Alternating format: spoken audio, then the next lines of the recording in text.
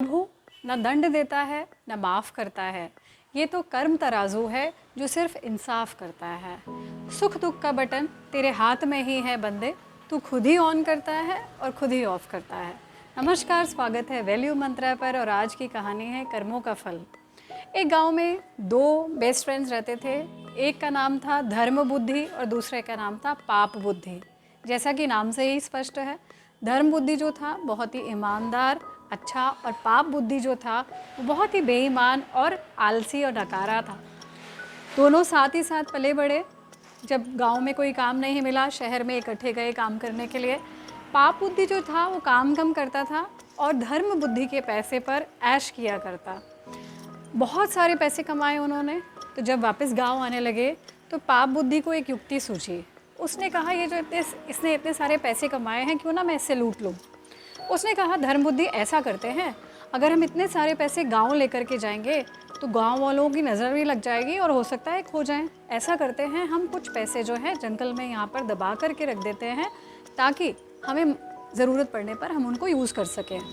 वो मान गया और उन्होंने कुछ पैसे जो थे वो जंगल में वहाँ पर गाड़ दिए और गाँव चले गए। गाँव जाने के बाद जब थोड़े समय के बाद पैसे ख़त्म हुए, पाप बुद्धि ने धर्म बुद्धि को कहा कि ऐसा करते हैं, चलो हम वो पैसे निकाल करके लेके आते हैं। लेकिन उससे पहले एक रात को वो वहाँ से सारे पैसे निकाल कर ले आया था। अब जब दोनों गए तो देखा वहाँ कोई पैसे ही नहीं थे और जो पाप बुद्धि था उसने धर्म बुद्धि के ऊपर इल्ज़ाम लगा दिया और ये मामला जो था वो सरपंच के पास गया, पंचायत में। अब पाप बुद्धि को ये डर लगा कि कहीं पंच जो हैं वो ये ना बोल दें कि तुम गर्म अंगारों पर चल के दिखाओ, क्योंकि वहाँ की प्रथा थी, जो झूठ बोलता था उसको साबित करने के लिए अंगारों पर चल के दिखाना पड़ता था। अब वो थोड़ा सा डरा।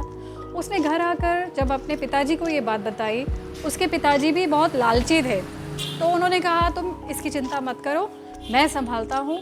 उन्होंने पंचायत में जाकर के ये कहा, अंगारों पे चलने की कोई ज़रूरत नहीं है। जहाँ पर इन्होंने पैसे गाड़े थे वहाँ पर एक जंगल की जो परी है वही रहती है उसी पेड़ पर, वो हमें सही बता देगी। रात को उसके पिताजी ने उस पेड़ को अंदर से खोखला कर दिया और उस पेड़ के बीच में जाकर के बैठ गए।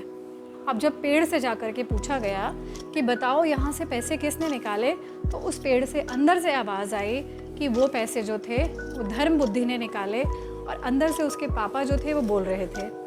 अब उसके पापा की आवाज़ जो थी वो उसने पहचान ली धर्म बुद्धि ने, और उसने कहा, अच्छा ये जंगल परी बोल रही है। उसे चुपके से जाके ना पेड़ में आग लगा दी और जैसे ही धुआं निकलने लगा, उसके पिताजी जो थे वो तुरंत बाहर निकले और अपनी गलती दोनों ने मान ली।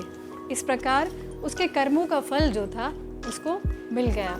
तो चाहे देर हो चाहे सवेर हो, अगर हम किसी के साथ भी कुछ भी गलत करते हैं तो कहीं ना कहीं हमें कर्मों का फल ज़रूर मिलता है। तो अच्छे कर्म करिए, सत्कर्म करिए। Thank you and stay connected.